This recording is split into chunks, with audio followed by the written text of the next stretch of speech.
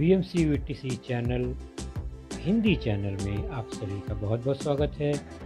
इस वीडियो को देखने के बाद आप लोगों के लिए इसके डिस्क्रिप्शन बॉक्स में कुछ आसान से प्रश्न दिए गए हैं जो कि इस वीडियो से संबंधित है। उन्हें हल करने का प्रयास ज़रूर कीजिए और फिर वीडियो देखने के बाद उसमें एक छोटा सा डिस्क्रिप्शन बॉक्स में छोटा सा गूगल फॉर्म भी है, उसे ज़रूर भरें। अपने सुझाव अपनी राय को उसमें ज़रूर भरें ताकि हम वीडियो को और इम्प्रूव कर सकें। और अंत में इस चैनल को अगर आपने सब्सक्राइब नहीं किया है तो ज़रूर सब्सक्राइब कीजिए ताकि आपको नए नए आने वाले वीडियो की सूचना मिलती रहे। तो चलिए देखते हैं अपना वीडियो।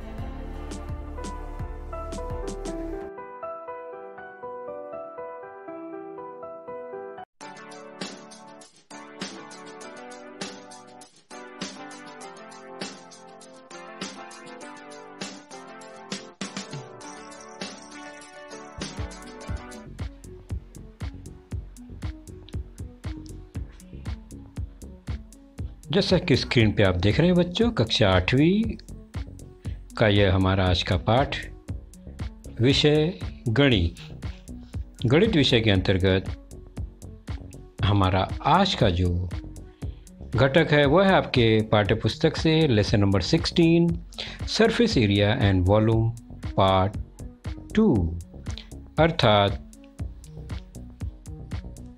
पाठ प्रकरण 16वां पृष्ठफल एवं घनफल, जिसका भाग दूसरा आज हम देखेंगे।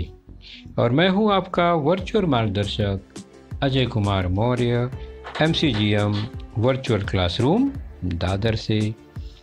तो भाग दूसरा शुरू करने के पहले भाग 1 में हमने क्या जाना उसे याद रखना ज़रूरी है। उसी से हम आगे बढ़ेंगे अपने इस भाग की ओर।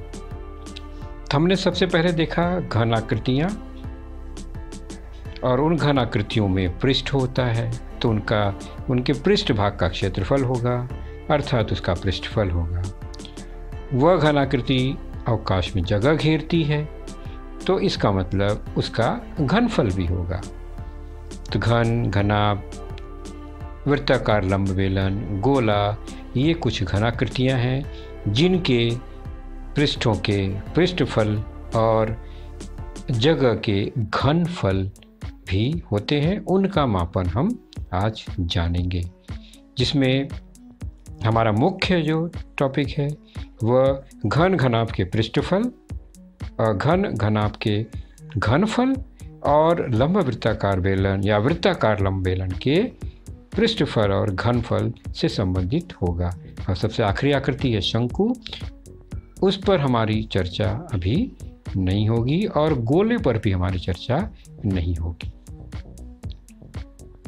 तो वॉल्यूम क्या है? कोई भी घनाकृति अगर खोखली है तो हवा कितनी जगह घेरती है, ठोस है तो ठोस द्वारा कितनी जगह घेरी गई है, उसके मापन को घनफल, वॉल्यूम, आयतन कहते हैं। तो अंदर की जगह अगर वो खोखली है तो, अगर ठोस है तो कितना उसमें द्रव्य भरा हुआ है, वह हमें उसका मापन ही घनफल है।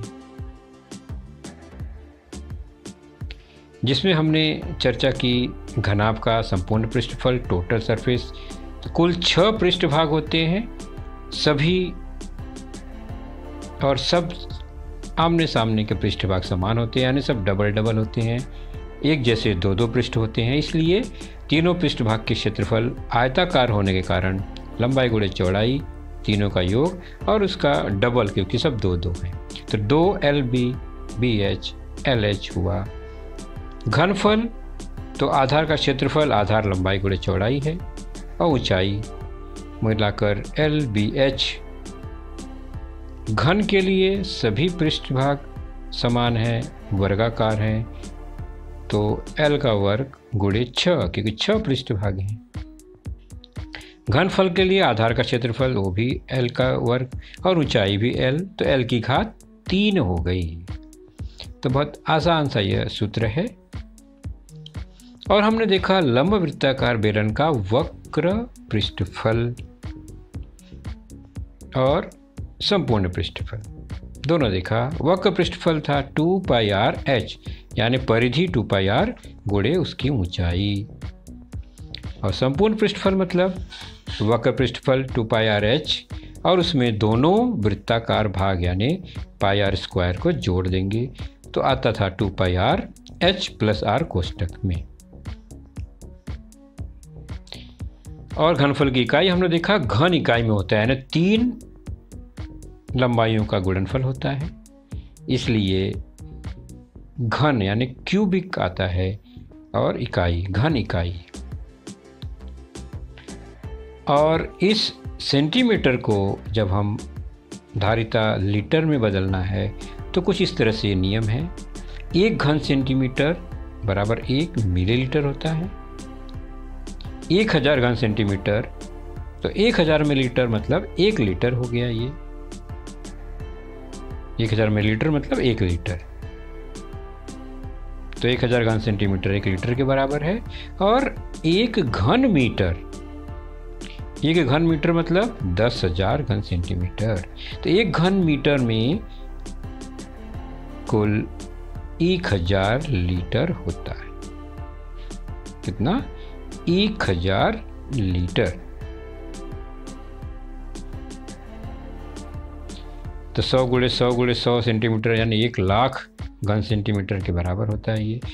तो 1000 लीटर मतलब 1 घन मीटर। तो जब मीटर से लीटर में बदलना हो तो इन पैमानों का प्रयोग, मापन का प्रयोग करते हैं। तो घनफल की इकाई घन लिखकर इकाई लिखना है, घन सेंटीमीटर, घन मीटर, यानी लंबाई की इकाई के साथ घन लगाना जरूरी है। और धारिता की इकाई में लीटर या मीटर डायरेक्ट हम लिख सकते हैं, लीटर, मिलीलीटर, इस तरह से। अब हम देखेंगे लंब वृत्ताकार बेलन का घनफल, वॉल्यूम ऑफ अ सिलेंडर। हमने इसके पहले लंब वृत्ताकार बेलन के वक्र और संपूर्ण पृष्ठफल को देखा है। तो घनफल, किसी भी बेलन का घनफल उसके आधार का क्षेत्रफल गुणे उसकी ऊंचाई होती है। और आधार इसका वृत्ताकार है, जैसे ये बेलन है, आधार वृत्ताकार है। तो घनफल आधार का क्षेत्रफल तो वृत्त का क्षेत्रफल πr² और गुणे ऊंचाई मतलब h। तो आधार का क्षेत्रफल गुणे उसकी ऊंचाई, और आधार का क्षेत्रफल जैसा कि जान ही रहे हैं, r त्रिज्या है तो πr² और ऊंचाई h है तो गुणे h। तो πr² गुणे h, πr² h हो गया। यह लंब वृत्ताकार बेलन का घनफल हुआ। πr²h सिंपल सा फॉर्मूला, πr² आधार का क्षेत्रफल गुणे h उसकी ऊंचाई, बेलन की ऊंचाई। सीधे हम एक हल उदाहरण देखेंगे, पेज नंबर 111 पर है आपके पाठ्यपुस्तक में। लिखा, किसी लंब वृत्ताकार बेलन के आधार की त्रिज्या दी गई है 5 सेंटीमीटर, उसकी ऊंचाई 10 सेंटीमीटर। तो लंब वृत्ताकार बेलन का घनफल ज्ञात करना है, वॉल्यूम ज्ञात करना है, और पाई का मान 3.14 लेना है। तो सीधे सीधे हम जो जानकारी दी गई है उसको नोट कर लेंगे। त्रिज्या दी गई है r 5 सेंटीमीटर, ऊंचाई दी गई है 10 सेंटीमीटर, और पाई का मान 3.14 दिया गया है। घनफल ज्ञात करना है, तो घनफल का सूत्र लगाएंगे। लंब वृत्ताकार बेलन का घनफल πr²h, याद आ गया ना। मान रखेंगे, पाई का मान 3.14, r का मान 5 उसका वर्ग गुणे ऊंचाई 10। सरल करेंगे, 3.14 गुणे 5 का वर्ग 25 गुणे 10, और पूरा गुणा करके आप देखेंगे तो 785 आएगा। चूँकि ये घनफल है तो निश्चित है घन इकाई होगी, और इकाई इसकी सेंटीमीटर है, तो यहाँ सेंटीमीटर होना चाहिए, मीटर नहीं। ये बात ध्यान रखेंगे, यहाँ मीटर लिखा है मतलब ये गलत है। तो सही क्या होगा?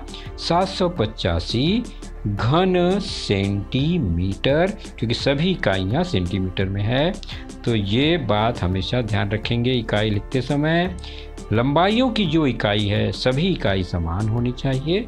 उसके बाद फिर हम क्षेत्रफल, पृष्ठफल, घनफल की इकाई उसी रूप में लिखेंगे। तो यहाँ पर घनफल 785 घन सेंटीमीटर होना चाहिए, तो ये गलत छपा है, ध्यान रखेंगे। वीडियो देखते समय इस बात को ध्यान रखेंगे। घन मीटर न होकर घन सेंटीमीटर होना चाहिए। मैं यहाँ पर नहीं सुधारूंगा, आप इसको नोट रखेंगे कि ये गलत क्या है, तो मीटर हो गया। हम लोग जल्दीबाजी में मीटर लिख देते हैं, ध्यान रखिए। ऊंचाई, त्रिज्या, इनकी जो भी इकाइयाँ हैं वही इकाई क्षेत्रफल में, घनफल में आनी चाहिए। मतलब सभी इकाइयाँ समान होनी चाहिए। दूसरा उदाहरण देखते हैं। यह एक टंकी के बारे में है। लंबवृत्ताकार बेलन की टंकी है, उसकी ऊंचाई सेंटीमीटर में है 56 सेंटीमीटर, और उसकी धारिता है यानी धारण करने की क्षमता है वो 70.4 लीटर है। तो धारिता लीटर में है, मतलब यह भी घनफल है लेकिन इकाई लीटर है। तो उसकी त्रिज्या ज्ञात करना है हमें। पाई का मान दिया गया है, धारिता दी गई है। चलिए देखते हैं क्या होगा। हल, टंकी की त्रिज्या r हमें पता नहीं है, तो मान लिया r कितनी है, और ऊंचाई h 56 सेंटीमीटर दिया गया है, और धारिता 70.4 लीटर दी गई है। तो इस लीटर और यहाँ सेंटीमीटर दोनों को एक साथ प्रयोग नहीं कर पाएंगे, तो हमें लीटर को सेंटीमीटर में कन्वर्ट करना है। तो कैसे करेंगे? सभी राशियां समान इकाई की होनी चाहिए हल करने के लिए। तो 70.4 लीटर, 1 लीटर बराबर 1000 घन सेंटीमीटर मैंने बताया था ना। तो 70.4 लीटर बराबर 70.4 गुणे 1000 घन सेंटीमीटर, अर्थात 70,400 घन सेंटीमीटर। यह हो गया टंकी का आयतन या घनफल। अब इस राशि का प्रयोग करते हुए हमें त्रिज्या निकालनी है। तो टंकी का घनफल बराबर पाई r स्क्वायर h, ये सूत्र है क्योंकि यह बेलनाकार है। उस हिसाब से 22/7 गुणे r स्क्वायर गुणे h 56 है, वो भी लिख दिया हमने। और टंकी का घनफल हमने यहाँ पर लिखा गया है प्रश्न के हिसाब से 70,400 बराबर सूत्र 22/7 गुणे पाई r स्क्वायर गुणे 56। अब r स्क्वायर को एक तरफ रखते हैं और 70,400 गुणे 7 हो जाएगा एक तरफ, 7 ऊपर आ गया, और 22 गुणे 56 नीचे आ जाएगा। सरल रूप करेंगे तो आएगा 400। कैसे काटना है आप काट लेंगे, पुस्तक में दिया गया है ये, केवल हम समझ रहे हैं इसे। r स्क्वायर 400 आया, तो r स्क्वायर 400 आया तो r बराबर 400 का वर्गमूल हो जाएगा 20। तो इस टंकी की त्रिज्या हो गई 20 सेंटीमीटर। सभी इकाइयाँ सेंटीमीटर में हो गई है। तो ये रहे उदाहरण। अब चलते हैं प्रश्न संग्रह 16.3 की ओर, पेज नंबर 112। क्या प्रश्न है इसमें? पहला प्रश्न है घनफल ज्ञात करना है। कैसे ज्ञात करेंगे? आधार की त्रिज्या और ऊंचाई दी गई है, उसी से ज्ञात करेंगे। r दिया गया है 10.5 सेंटीमीटर, h दिया गया है 8 सेंटीमीटर। तो बेलनाकार लंबवृत्ताकार बेलनाक के आधार की त्रिज्या दी गई है, ऊंचाई दी गई है, घनफल ज्ञात करना है, तो घनफल का सूत्र लगाएंगे।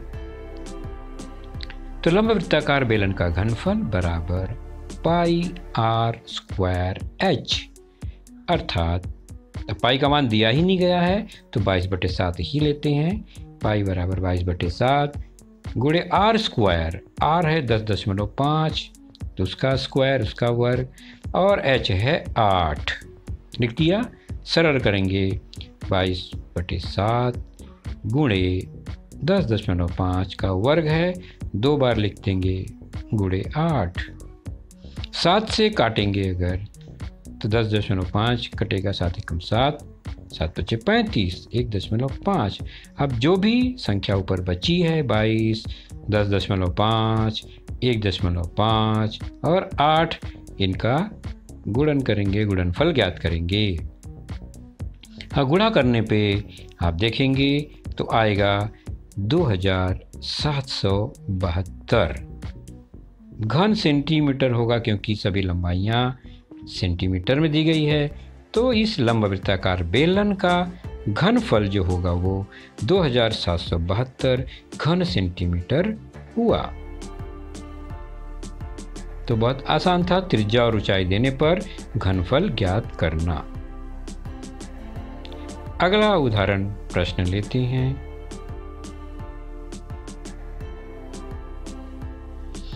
वह एक लंबवृत्ताकार बेलन के आकार वाले किसी हौज, यह भी एक टंकी है, उसके आंतरिक व्यास, अंदर से व्यास 1.6 मीटर है और गहराई 0.7 मीटर है। मीटर में है इकाइयाँ।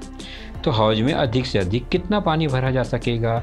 उतना ही पानी भरा जा सकेगा जितना उसका घनफल या आयतन होगा।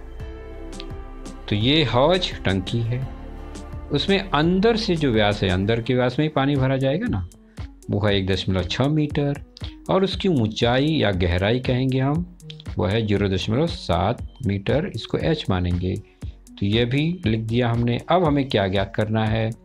तो व्यास दिया गया है, ओके, और हमें चाहिए r, क्योंकि सूत्र में r की जरूरत पड़ेगी।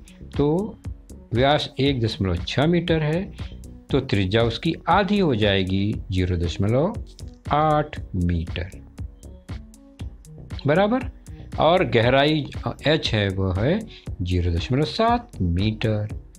और ज्ञात करना है अधिक से अधिक कितना पानी भरा जाएगा। तो हम क्या ज्ञात करेंगे? हौज का घनफल, और वो होगा बेलनाकार है, तो πr² h इसका सूत्र है। पाई का मान नहीं दिया गया है, तो 22/7। r मतलब त्रिज्या का वर्ग, जो कि 0.8 है, उसका वर्ग। ऊंचाई h 0.7। सरल रूप देंगे इसको 22/7 गुणे 0.8 गुणे 0.8 गुणे 7। 7 से यह 7 कटेगा 0.1। अब जो भी संख्याएं बची हैं उनका गुणनफल ज्ञात करेंगे। 22 गुणे 0.8 0.8 0.1 और गुणा करने पर 1.408 घन मीटर आएगा, क्योंकि सभी इकाइयाँ मीटर में है। तो इस हौज का घनफल हो गया 1.408 घन मीटर। अब इसमें कितना पानी भरा जाएगा? तो लीटर में बदल के देखेंगे हम, और हमें पता है 1 घन मीटर मतलब 1000 लीटर। तो 1.408 घन मीटर बराबर 1.408 गुणे 1000, इतना लीटर। 1000 से गुणा करेंगे दशमलव अंक सरक जाएगा, 1408 आएगा लीटर पानी इस हौज में भरा जा सकेगा। तो हौज में अधिक से अधिक 1408 लीटर पानी भरा जा सकेगा या जा सकता है ना? आसान सी बात। अगला प्रश्न देखते हैं। चौथा प्रश्न क्या है? लंबवृत्ताकार बेलन के आधार की परिधि दी गई है, यानी यहाँ पर त्रिज्या यहाँ भी नहीं है। पहले प्रश्न में व्यास था तो हमने त्रिज्या ज्ञात किया, परिधि है फिर से त्रिज्या ज्ञात करनी पड़ेगी। तो परिधि दी गई है, उसकी ऊंचाई दी गई है 25 सेंटीमीटर, और हमें ज्ञात क्या करना है? घनफल बराबर। तो सबसे पहले परिधि दी गई है 132, ऊंचाई h 25, घनफल ज्ञात करना है और त्रिज्या r पहले निकालना होगा। तो सबसे पहले परिधि दी गई है, वह है 2πr के बराबर सूत्र है, और दिया गया है 132, अर्थात 132 बराबर 2πr, ये परिधि का मान है। उस हिसाब से r बराबर हो जाएगा कितना? 132, 2 गुणे पाई मतलब 22/7 गुणे r। तो 132 उस तरफ पक्षांतर किए 7 को ऊपर, नीचे आ जाएगा 2 और 22 राइट से लेफ़्ट चले जाएंगे और बचेगा आर। सरल करेंगे 22 से 6 बार और फिर 2 से 3 बार कटेगा 6। आर बराबर 3 गुणे 7 यह दिखाई दे रहा है हमें। आर बराबर 3 और ये जो 7 है 3 गुणे 7 अर्थात त्रिज्या आर बराबर 21 सेंटीमीटर। तो हमें आर मिल गया, वेरी गुड। और आर मिलने से हम घनफल ज्ञात कर पाएंगे। तो त्रिज्या आर 121 सेंटीमीटर। अब हमें ज्ञात करना है इस बेलन का घनफल और वो होता है पाई आर स्क्वायर एच, इसका सूत्र है। पाई का मान हमें पता ही है, आर का मान 21 अभी ज्ञात किया, उसका वर्ग, तो 22/7 गुणे 21 का वर्ग और एच ऊंचाई दी गई है प्रश्न में ही। सरल करेंगे इसको 22/7 गुणे 21 गुणे 21 गुणे 25, 2 बार 21 क्योंकि 21 का वर्ग है। 7 से 21 कट जाएगा आसानी से, 3 बार बचेगा 22, 21, 3, 25 और गुणा करने पर 34,625 आएगा। वह भी घनफल इकाई के साथ घन सेंटीमीटर इसकी इकाई होगी क्योंकि सभी लंबाइयाँ सेंटीमीटर में। तो प्रश्नानुसार इस बेलन का घनफल हुआ 34,650 घन सेंटीमीटर। तो हम देख रहे हैं बेलन के घनफल से संबंधित प्रश्न। तो ये रही कुछ घन आकृतियाँ जिसके पृष्ठफल और घनफल को हमने देखा। अब हम देखेंगे एक आयलर का सूत्र जो कि इन्हीं घन बहुभुज आकृतियों के बारे में है, जिसके पृष्ठ, कोर और पृष्ठ संख्या, शीर्ष बिंदु और कोर से संबंधित संख्याओं से संबंधित जानकारी को मिला जुला कर यह आयलर का सूत्र बनता है। क्या है? आप सोचेंगे ये नया क्या आ गया? नया कुछ नहीं है, ध्यान से देखिए। कोई बहुभुजाकृत घन आकृति है, बेलन या शंकु, तो उसमें जो पृष्ठ की संख्या होती है, शीर्ष बिंदु V की संख्या होती है और कोर की संख्या जितनी होती है, उनमें एक विशेष संबंध होता है और यह संबंध आयलर के सूत्र से दर्शाया जाता है। क्या संबंध है? तो पृष्ठ और शीर्ष बिंदु को जोड़ने पर यानी F और V का योगफल जो होता है वो हमेशा कोर से 2 अधिक होता है यानी E+2 होता है। तो F + V बराबर E-2 होता है, यानी E का मान F + V से 2 कम होता है।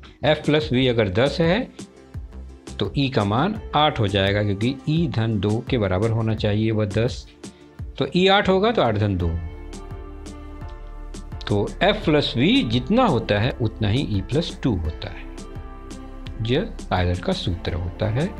इसको हम जांचेंगे। आपके पाठ्यपुस्तक में एक एक्सरसाइज दिया गया है, सारणी दी गई है, उसी के अनुसार आकृतियों के पृष्ठ शीर्ष बिंदु को गिनकर हम सारणी पूरा करेंगे। एक उदाहरण ले लेते हैं पहले और खुद चेक करते हैं, उसके बाद हम सारणी पूरा करेंगे। मान लीजिए ये त्रिभुजाकार लंब बेलन यानी प्रिज्म है, ये त्रिभुज के आकार का प्रिज्म।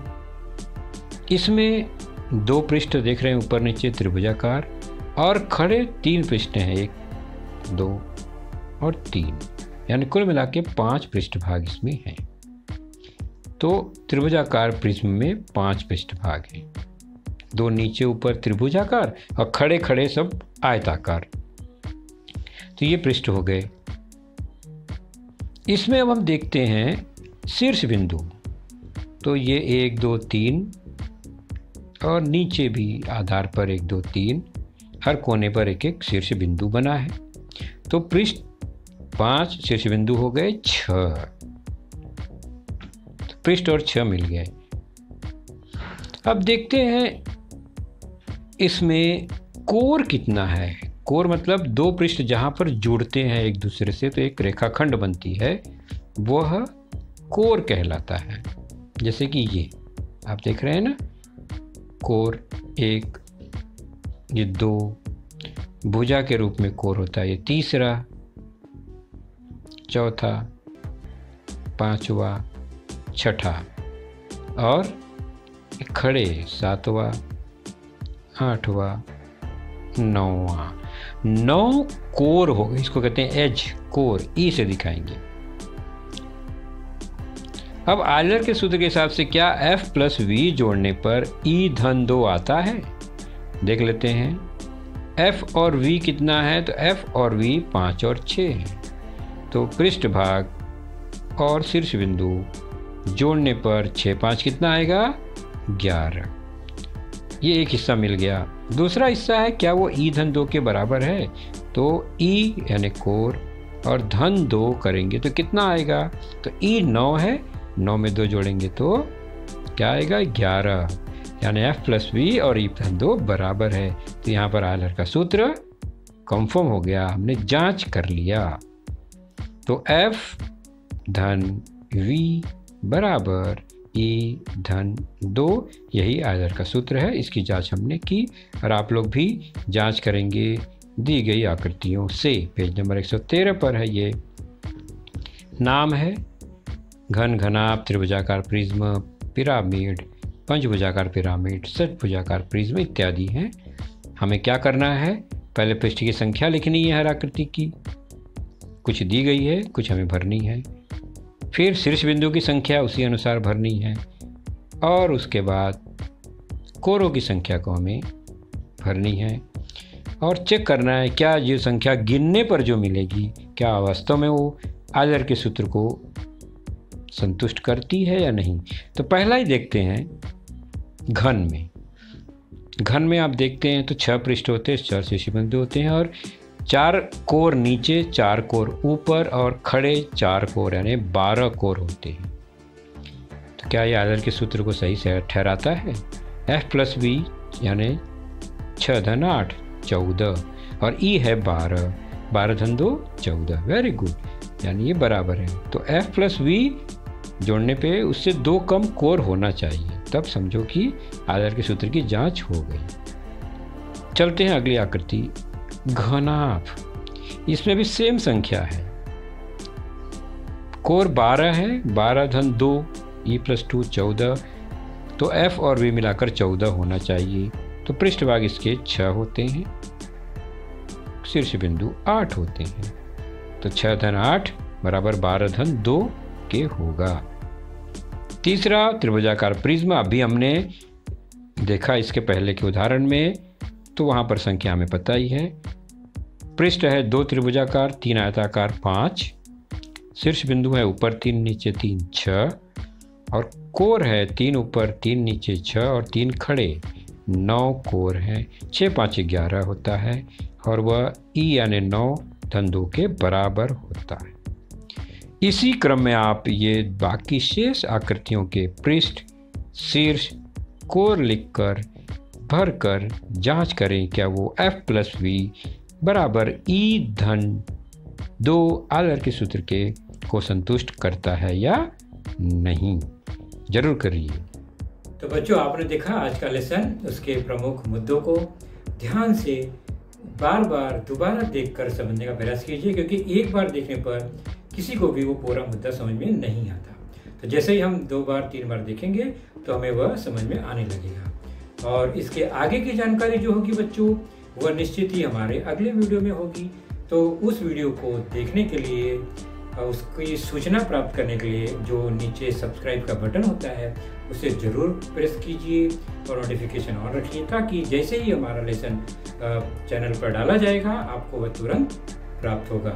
तो अपना ख्याल रखिए, सुरक्षित रहिए। Thank you.